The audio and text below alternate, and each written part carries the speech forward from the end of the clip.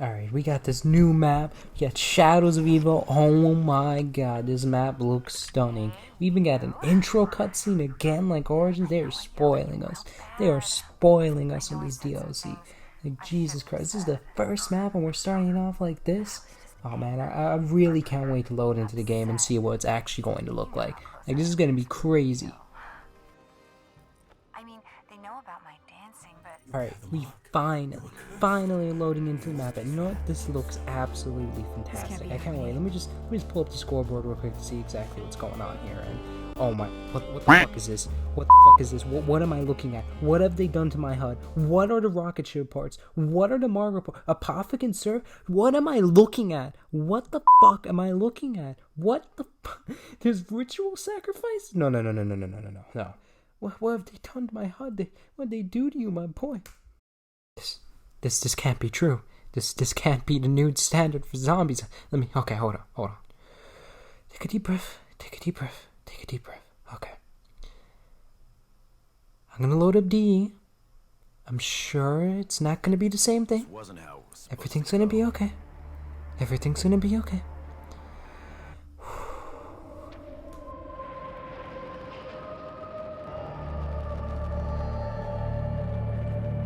How you are, you just have to say that you're fine when you're not really no, fine. Not You just okay. can't get into it because they would never understand. Alright, Zutsupo, this is my last chance, okay? Do not let me down. I have full faith in everything that Treyarch has done so far, and I don't think anything they can't have possibly worsened the HUD or made it look even more ridiculous of how many... Holy Jesus! What is that? What the fuck is that? Japanese facility. What is that?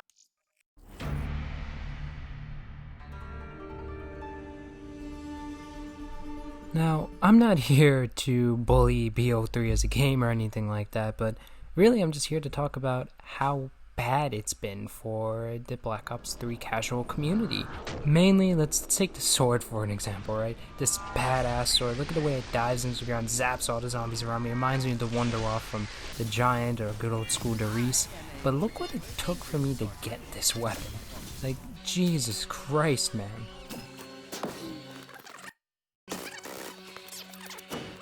The fetid stench of death hangs all too close.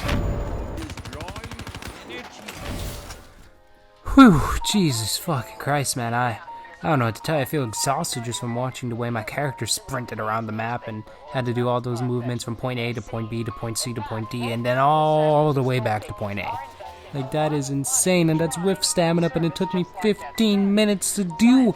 I'm sure there's people that can do it faster.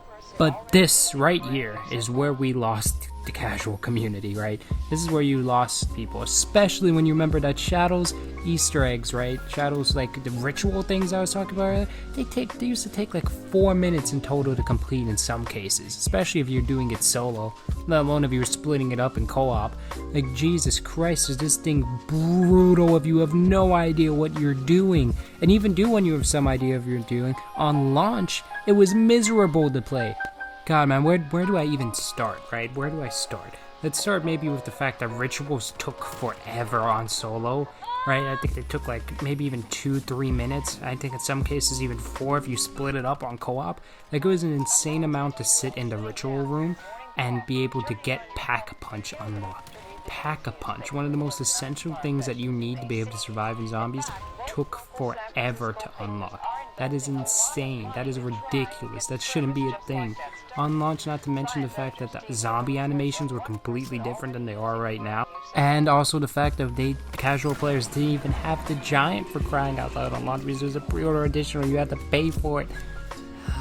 I don't even know how that happened.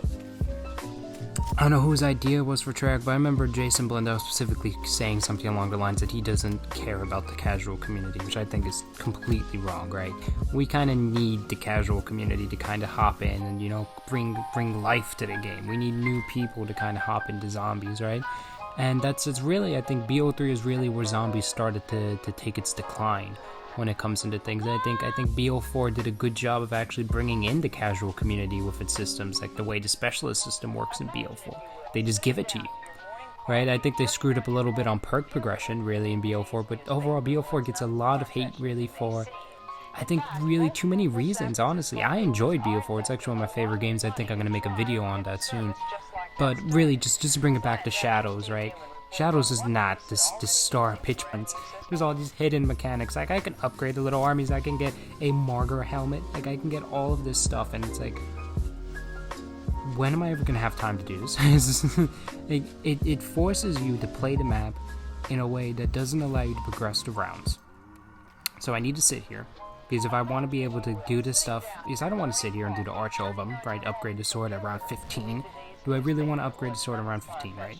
Is that something I want to do where there's going to be 2 Margars spawning in, probably Meatballs spawning in, Parasites, the zombies are going to take a lot of bullets, probably don't even have my perks or ammo? The answer is no. No, I don't want to do that. No one wants to do that. Right, and it's not even that it's not even just the fact that it's difficult, it's just very tedious all of a sudden. It's not you sit here and kill all these Margars at, you know, 1 round at a time. I can't even do it more than 1 and 1 and get it all done in 1 shot in 1 round. I need to wait 1 round, then another round, so by the time I'm actually going to do it, it's probably going to be round 20, right? And I think this is where it leads me into the other problem I have with the gameplay. Characters.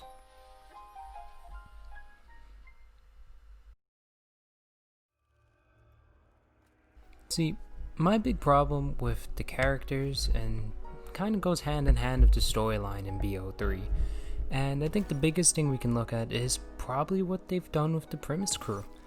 Really, at the end of the day, when we're looking at the premise crew, I think there's 3 big problems with them, and honestly, I think the first thing we're gonna have to look at here is how drag and boring these characters actually are. Like, sweet Jesus Christ, man, I don't even know where to start with premise.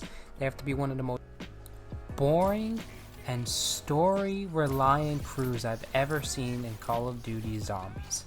I mean, even the mob crew, right? You could argue that they're more story-reliant than Improvements, but they have interesting character traits. They're interesting characters, you know what I mean? My problem is that, yes, over the course of BO3, you really have to develop these characters, right? We meet them in Origins, and then it drags on for them throughout the entire storyline to where they start ball-busting us with some of their quotes. I mean, half the time I'm not even laughing at their quotes. I'm sitting over here being depressed about how Richtofen's telling me that, you know, the paradox has to be resolved and all this other bullshit, right? It's like, this is where we really start losing the casual community on this topic, because I'll just give you an example. Let's just play these 2 clips side to side of Ultimus Nikolai versus Primus Nikolai. Fire sale. Capitalism. If you can't beat them, meh. They stand no chance against this Soviet. Where is he? That foul, stinking, rotten German! He was here. Now he's gone? I don't know about you guys, but clearly Ultimus Nikolai has the better voice lines there. I mean, they're just funny to listen to, and I think that's where we really lost the casual community, because we have on premise this super ultra melodramatic drama where Nikolai's saying, oh, I don't trust the German, blah blah blah blah blah, and it's not even played off a little bit for comedic kicks. There's no comedic undertones. It's all just dead serious voice lines, which is okay, I guess, but at the end of the day, it's not really what I was looking for, and a lot of people were looking for in the casual community, and this was on the Giant specifically, which is the only premise map we got on launch. So that just shows a lot about where the direction was going with these characters, and honestly, I just want to go pull out a thunder gun from the box, kill a bunch of zombies, maybe play with a couple friends, get to around 30, 40, 50, do an Easter egg, save the melodramatic drama and all this other cool character development for the Easter egg itself, right? I want to be able to sit back and enjoy, you know, joking around with my friends like, oh wow, you know, he said this hilarious line about how he's got the shotgun, he's gonna send them back to hell, you know, kind of funny stuff, you know, he's talking about his alcoholism, he's a drunk Russian, for crying out loud. This is what I wanted from Zombies, right? A casual kind of gaming experience to an extent, and you know, there's more to look forward to. If you want that hardcore side, you go to the Easter egg. There's a little bit too much of this merging between casual zombies, and this really leads to the final thing I wanted to touch on, which is the narrative.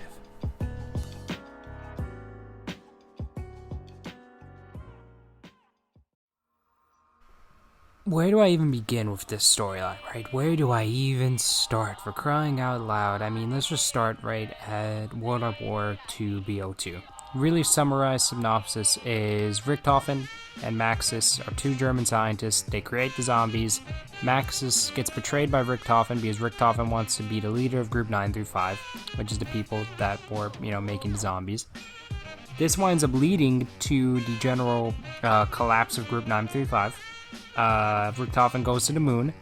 He realizes that he needs a focusing stone and a golden rod to take control of the zombies. He goes and does that. He recruits the other 3 characters. He goes on this massive adventure with them, which leads to the eventual outcome that is basically they wind up taking over the moon. Richtofen takes over the zombies, but then basically Maxis says, hey, this is bad, we should blow up the Earth. They blow up the Earth. They nuke the Earth, for crying out loud. I could go on for hours and hours and hours about the BO2 and BO1 storylines, but what winds up happening is BO3 retcons BO2, says most of the stuff did not happen. And basically now we have Multiverses, Keepers, Apothecants, and who knows what else, right? We have the Ancient Ones, we have all this extra lore that's just sandwiched in that I really don't even know about. That image that I showed up earlier, that timeline is how convoluted the zombie storyline is. Every single one of those dashes tends to have a date right next to it. Sometimes on both sides. It's a massive storyline lore that even if you do the Easter eggs like the hardcore community does, most of them don't even wrap their heads around how expansive this zombie storyline is. I mean, for crying out loud, some of this stuff is kept away in ciphers. Like, I don't even understand how you manage to do that. Important chunks of story are kept behind massive convoluted ciphers that are even hard to find. And they've been doing this since BO2. I mean, this is ridiculous at this point. It's honestly probably one of my biggest complaints of BO3 zombies. And that's how much the narrative gets tangled up with the story and gameplay. I mean, especially on Shadows of Evil, right? To kind of bring this full circle, Shadows of Evil has the Shadowman constantly narrating over, reminding you about, you have to do this and you have to do that and this and that. Not to the extent that Origins does in Samantha, where Samantha never shuts up. But instead we get kind of this in-between thing to where it's kind of a mild annoyance. Really, at the end of the day, I'm kind of left with being put in a weird spot because I feel like BO3 isn't as straightforward and amazing as a lot of the higher, more prominent people in the community would actually make it out to seem. Because at the end of the day, BO3 isn't this perfect, starstruck, amazing gameplay and narrative and progression loop all perfectly tied together. It honestly is a bit of a mess. Not as bad as BO4 in some cases, but it kind of falls flat in areas that I really wish it didn't, especially in the gameplay loop, because even though it's somewhat intact, all this extra tagged on stuff just winds up weighing down and watering down the overall content that BO3 has, which ultimately leads to a gameplay experience that winds up leaving me with a feeling that I don't want to boot it up. It's kind of like the sinking feeling that, oh no, I have to go down a whole checklist to be able to do any of the fun things on the game. I can't just boot it up and have a time and enjoy myself without feeling tedious and drained out and kind of overabundant with the way the gameplay loop works, and it's kind of sad. I mean, BO3 is a great game, don't get me wrong, but I'm just here to highlight a lot of the problems. If there's anything that I wanted to take away, it's what I just said. I just wish it would be a less tedious game. And I wish it would be more open to casual players like BO4 was at the end of the day. And I think that's kind of where I want to end off the video today. Thank you guys for watching. I really appreciate, any content or support I've been getting lately. And overall, I think I just want to say, thank you guys for watching the video again. I hope you like, comment, and subscribe. Let's get some discussion going because Call of Duty Cold War is just around the corner. And I'm really hoping that this sparks some conversation over what exactly should be done with the systems or zombies. It looks like they're taking more of a casual approach. But, let's hope it is what winds up happening here, because that's really what this community needs, especially since it's going to be free for everyone. And as always, guys, stay Contra. My fame has preceded me.